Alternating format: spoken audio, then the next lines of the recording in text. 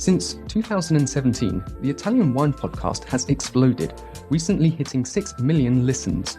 Support us by buying a copy of Italian Wine Unplugged 2.0 or making a small donation. In return, we'll give you the chance to nominate a guest and even win lunch with Stevie Kim and Professor Attilio Scienza. Find out more at italianwinepodcast.com. Chin chin! Italian Wine Podcast is delighted to present a series of highlights from the 2022 Wine2Wine Business Forum, focusing on wine communication and bringing together the most influential speakers in the sectors to discuss the hottest topics facing the wine industry today. Don't forget to tune in every Thursday at 2 p.m. Central European Time or visit wine2wine.net for more information. Ready to go? Super on time. So welcome to everyone. I'm Andrea Lonardi. I'm a CEO of Angelini Wines and Estate, and next to achieve a very important place in the Master of Wine, probably in the next few months. So we will see what's going on here. But what is important today is not me. What is important today is that we are discovering a very special moment for the wine industry. And it seems that top wines, fine wines, they will be very important for each one. It seems that it will be probably a category where there will be less space than what was in the past. For that reason, I think that it will be very important to analyze, discover, and study what's going on in this special segment of the market. In order of explaining and analyzing what happened there, today we have invited Pauline Vicard. I met Pauline a few years ago, 4 years ago in Champagne in a lovely think tank that was very inspiring for all my life and for my career. But what is nice and what we will ask today to Pauline, it will be to try to follow a flow in order to analyze correctly what is first fine wines, how we differentiate fine wines versus luxury wines. The second point will be to analyze the type of consumer that we will have in front of us, especially in terms of demographics. The third point, it will be to analyze the size of the market. So analyze how much big is the field where we can play. The fourth element, it will be to analyze if we need to develop a specific brand strategy in order to attack this segment of the market. But also we need to analyze the reason why the consumer want to buy fine wines. And after that, the ending point, it will be try to analyze how we can communicate about fine wines in a fine wine world that is changing quite a lot. So please, Pauline, go and enjoy. Thank you. Thank you, Andrea. And just as it's a very ambitious program in 30 minutes, so we might run out of time on some of the points. So I've prepared a presentation that I'm sure I won't have the time to present half of it, but I kept the slides in there so I could share with you, and you might find some of the stats that I don't have the time to present today still useful. And we also intended with Andrea to have a bit more of a conversation than just me presenting, so that it can illustrate as a like fine wine estate what I'm presenting, how it's relevant to him in terms of strategy and everything. To present myself a bit, so I'm Pauline Vicard and I'm the CEO, the executive director of ARENI Global, which is a think tank dedicated to the future of fine wine. So basically what we do is we work with contributors from all around the world and for all position in the wine industry. So you can see Andrea here, but there are people from production, distribution, marketing, but also outside of the wine world, because we want to understand how the world is changing and how those change are creating opportunity to be seized and risk to be managed. And we then produce 6 kind of format of insights. So we do have insight series that are webinars and conference to talk about important topics. We do roundtables to assess practical topic about the future of fine wine.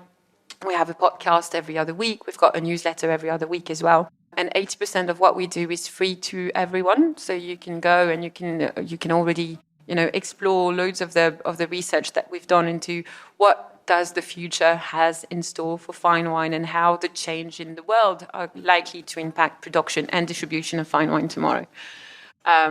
So, for example, this is the latest publication that we did in last September. That is free for everyone. You can scan the QR code if you want to have it, and it's just a global thinking of what sustainability can mean and how we can maybe interpret it a bit differently from the global perspective of what sustainable agriculture is.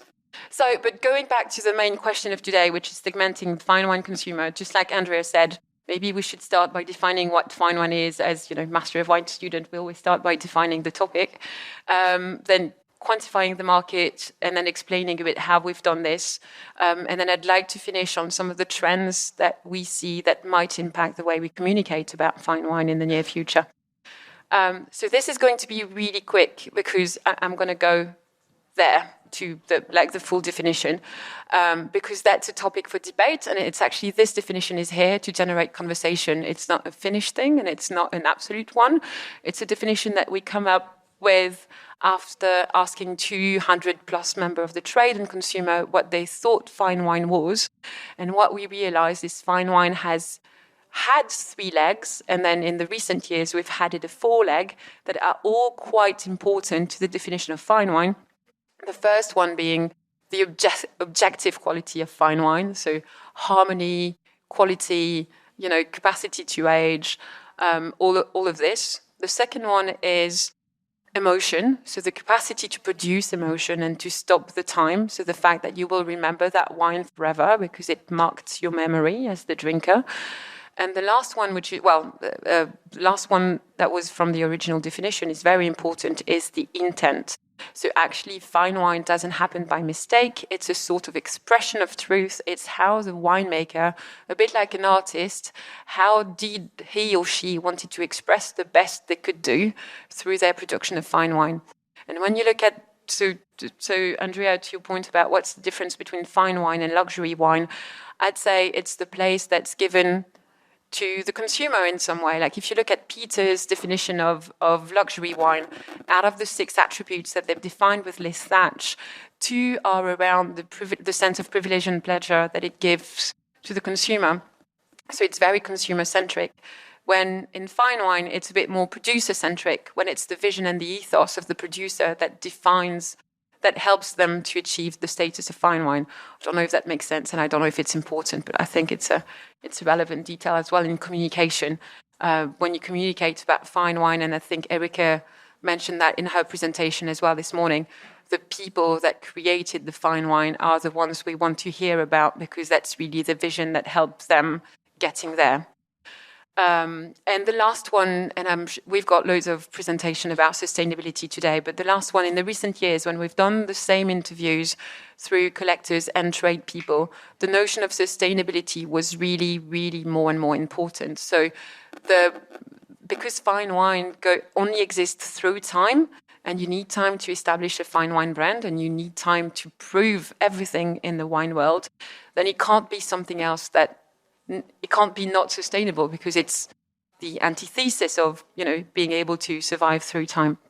And sustainability meaning, environmentally, socially, and financially sustainable. And we can talk about each of those 3 points for hours, but, it's open to debate and question actually at the end as well.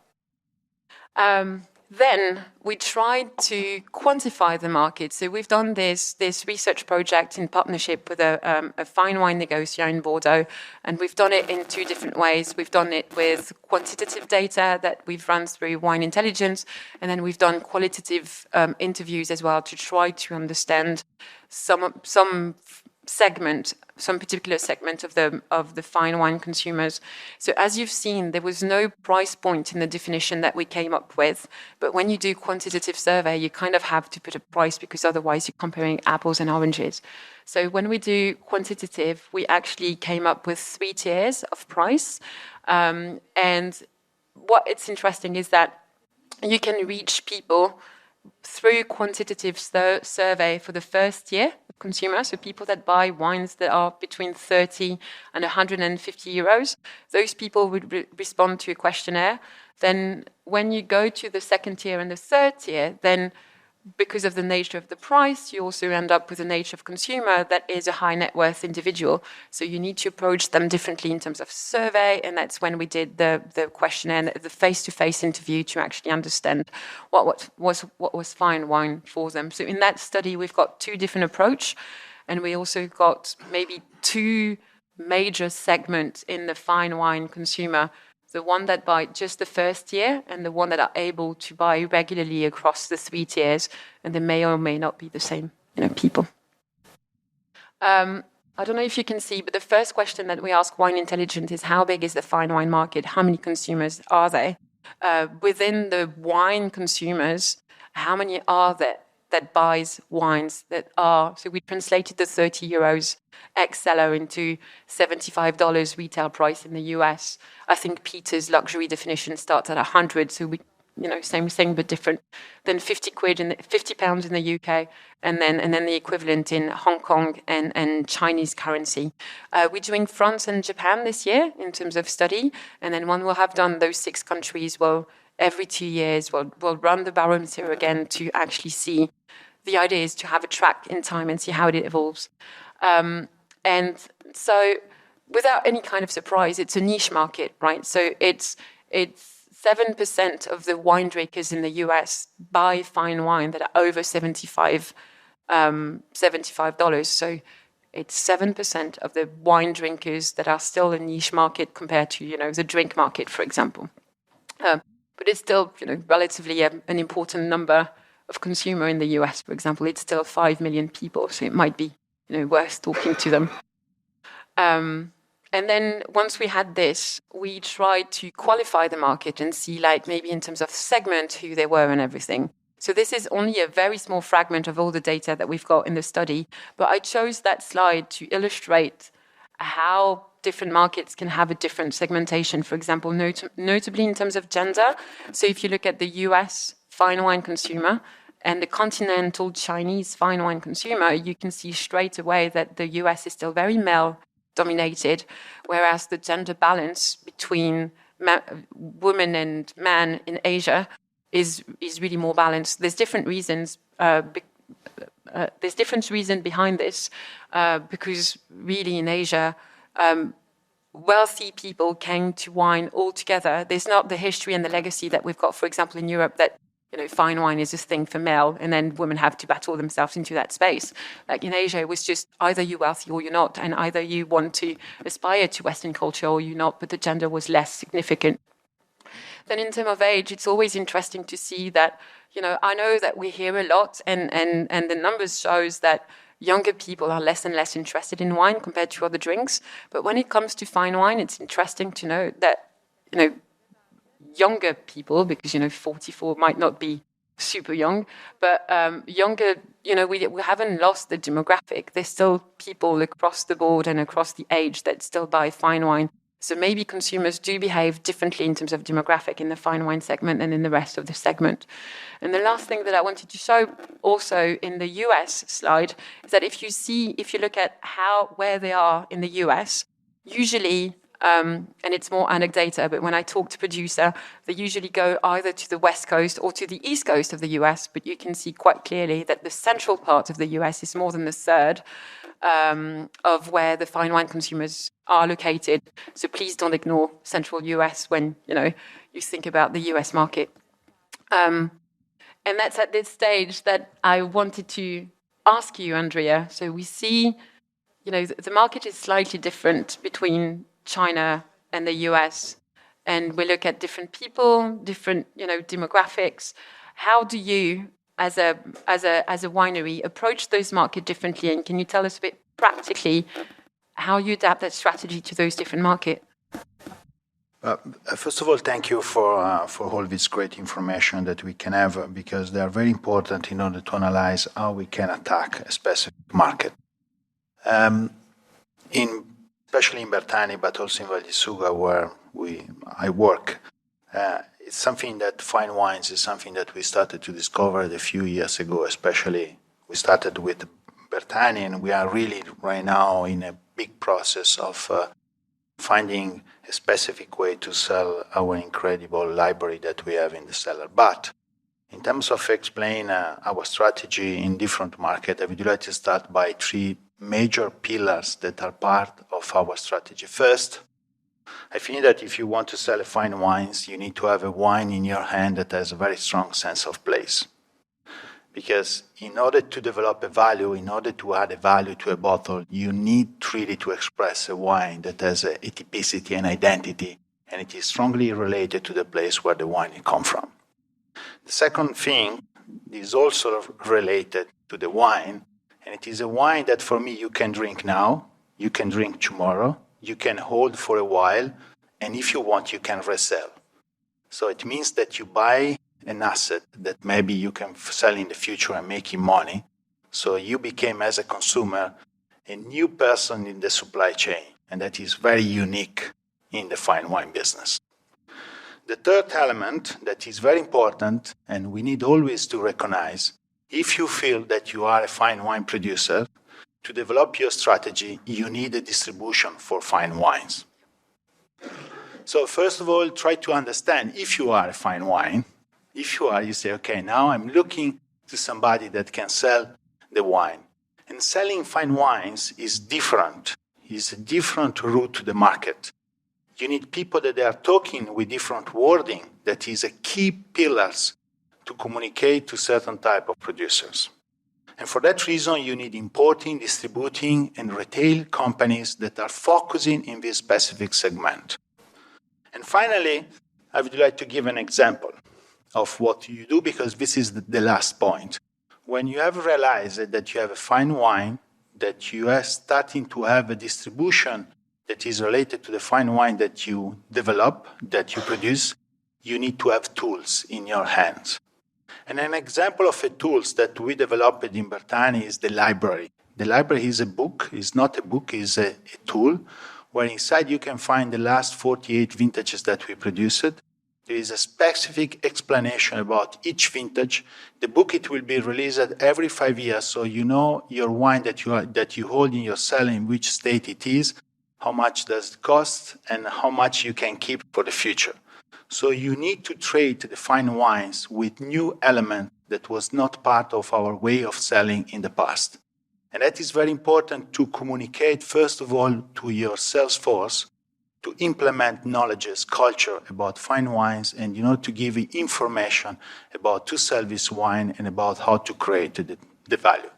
If you have this element, there will be no different strategy across China or US, but it's your main strategy that makes the difference compared to the other producers.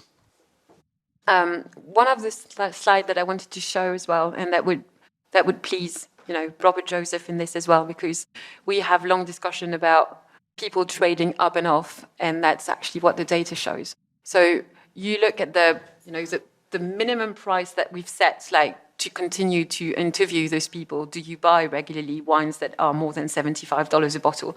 And then we ask them, do you trade up and do you trade down? And as you can see in all the markets, people trade up and down quite a lot. So they will buy less expensive wines and they would buy way more expensive wines, and they will go tapping into the tier 2 and the tier 3 category of wine. So it also means that it's interesting. I mean, in terms of communication, working with a range could be interesting. And when I say working with a range, that might be within your own winery, but that can also be associating yourself with a winery that has a different set of price that people could trade up and down in it. And that's across the market. There are nuances between the US and China. And also I need to say at that point that China was a slightly different sample, because the sample wasn't the totally full Chinese population. It was the population of 9 cities, so urban, middle class, for those 9 city centers that also buy imported wines. So the sample is, again, the niche of a niche of a niche. And that's why you've got way higher percentage than other market, because we didn't we didn't compare it to the full Chinese population. Sorry, Pauline, but one of the very important elements, it will be also to analyze the reason why people are buying fine wines. And that's a really good point. So we've asked that question as well, and sorry, I don't have the slide up. So from the wine intelligence study, again, when we asked people that usually buy the tier 1, why would they buy the tier 1 fine wine? And when you look at the numbers, well, you can't look at the numbers, but I'm looking at the numbers. The first reason was for special events or celebration, and that's across the 4 countries. The main first reason why they buy those more expensive wines, again above $55 or about 50 pounds. Gifting is really important, more important in Asia than in the Western side of things. And then they also, most of the time to casually drink with family or close friends. So the occasion for drinking can be very, very different. So you can buy the same bottle, but use it in a different way. So people do go from one occasion to another. And I know that you're going to ask me that question also, but they also buy to invest. So it was a multiple choice question. So people didn't have to pick just one. So 30% of the respondent also buy fine wine to invest. It doesn't mean that 30% of fine wine are bought for investment, but 30% of the respondents do also actually say that they're buying fine wine to invest. So it's an important part, and it's across the 4 markets. It's 30%. It's a third. It's the same percentage across the 4 markets. So yeah, fine wine is also bought as an investment. But to your point, I think it's a very interesting point because this I would say is the first year of consumer buying the first year of fine wine. But then we also dived into the high net worth individuals, so the people that would buy regularly the 450 plus bottle, because we wanted to understand if they were behaving the same way as someone that buy a $75 bottles. Are they the same people? Do they do the same thing? And what we've seen, and if Polly Hammond is in the room, she's also being battling this. But when it comes to fine wine consumers at that stage, intent is more important than demographic. So it's not about who they are, what nationality they are, how old they are. It's about why are they buying fine wine for? Because they actually share quite a lot of common traits across the board. They're all curious. They're all very price aware. They're very international, as you know, high net worth individual, and they've got residence in different countries. They have different ways of accessing fine wine depending on where they are and depending on the routes to market. Male-dominated, changing in Asia, but still very male-dominated. But when you look at the common profile, they usually have 4 different buying profile for fine wine. And again, when we really in the premium niche of premium, narrowing the volume. But people are mostly buying either, and they can be, playing on those different profiles, but seek status. Wine2wine Business Forum. Everything you need to get ahead in the world of wine. Supersize your business network. Share business ideas with the biggest voices in the industry. Join us in Verona on November 13 to 14, 2023. Tickets available now at wine2wine.net. And that it suggests a different strategy also in terms of production. Yeah. Some example, and also in sales, if you want to do some pre-sales, if you want to do a special format for a certain type of consumer or for a special occasion, and also a special selection, as Champagne is explaining very well how to trade and how to play in this specific segment. And in terms of communication, because the focus today is communication, but how do you communicate differently depending on intent? So on the why people are buying your fine wine and your super premium wines. Are they here for the status? So you want to convey a sense of privilege and you want to convey a sense of uniqueness and make people feel, like they are unique because they can access your wines. Or are people buying because they're passionate and they're deep divers and they want to understand everything because suddenly they want to understand every single climate in Burgundy and why it's different and all of that. Or we also forget about them. Well, I tend to forget about them, but just the affluent, just people buying those price point because they can, and it's the everyday wine, but the everyday wine is just $300 bottle of wine when my everyday wine is not $300 bottle of wine. And then we've got the collectors, drinkers, the people that main motivation is to build a collection and express themselves through the collection. And they also have part of investment because they want to keep on selling and to have more money to build that collection. So I think in terms of communication, because the intent might be so different, the fine-tuning of the communication might be different, whether you're going for those type of profiles. And what about the relation between fine wines and some other element of the production? Do you see any connection between fine wines and specific grape varieties, or appellation or winemakers, brands? Did you study that part? So we had a question this year that was, is fine wine a collective or an individual project? Or in other words, can you be fine alone? And I think if you've got a lot of money. So if you want to position yourself as a fine wine or a luxury wine, whatever, a wine that commands a high price, but you're not within a region that commands high quality, or you're not working with a grape variety that commands high price because of the history of the reputation of that region, of that grape variety, then you can. I mean, Peter gave the example of Vega Sicilia. You can use maybe Penfold as well as an example as well. But it's way harder, and usually there's always a collective effort. Being fine alone in your teeny tiny region, working with a grape that maybe nobody has heard of before, or there's no like real benchmark with it, it's harder. I mean, that's a question for you as well. I mean, Amarone has history of quality, but how do you position yourself amongst the Bordeaux and the Burgundy? And do you believe it's harder for you than it is for a Bordeaux or Pinot Noir or Cabernet producer, for example?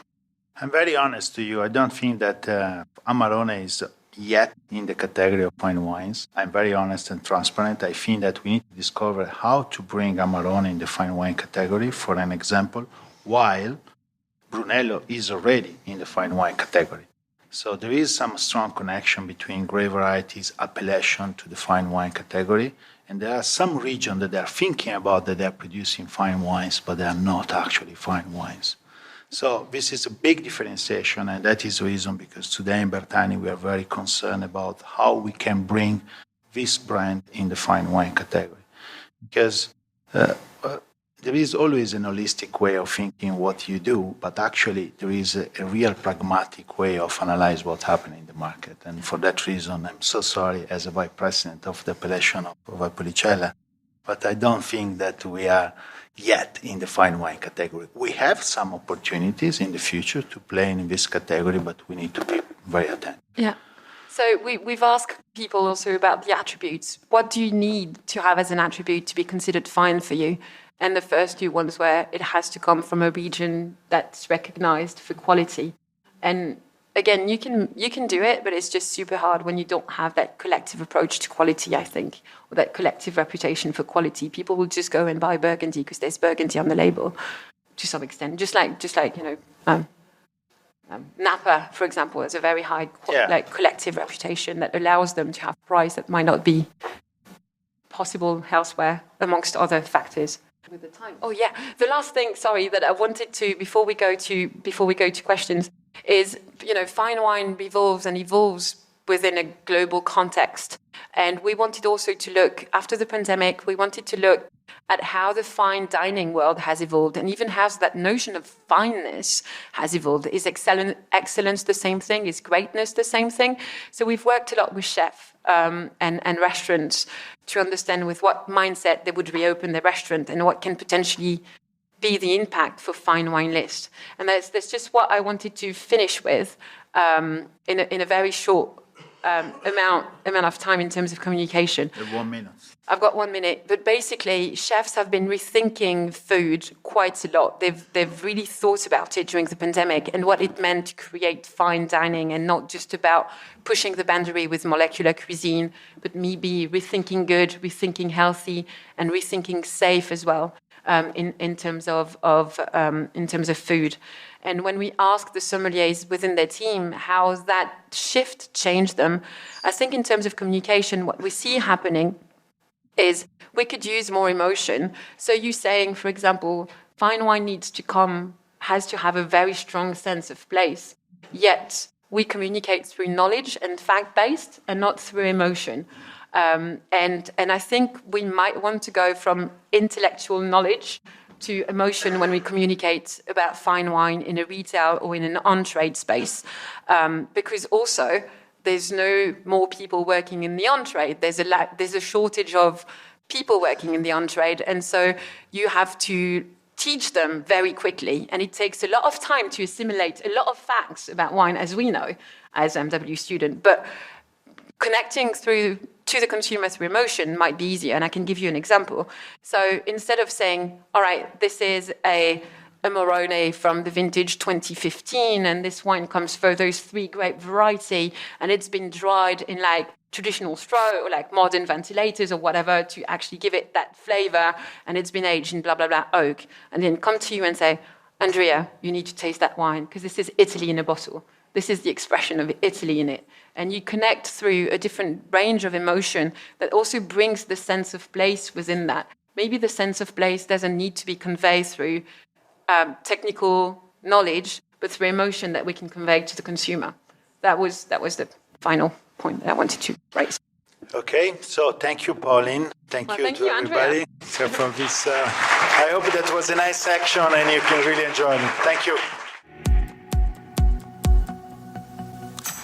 Listen to the Italian Wine Podcast wherever you get your podcasts. We're on SoundCloud, Apple Podcasts, Spotify, Himalaya FM, and more. Don't forget to subscribe and rate the show. If you enjoy listening, please consider donating through ItalianWinePodcast.com. Any amount helps cover equipment, production, and publication costs. Until next time, cin cin.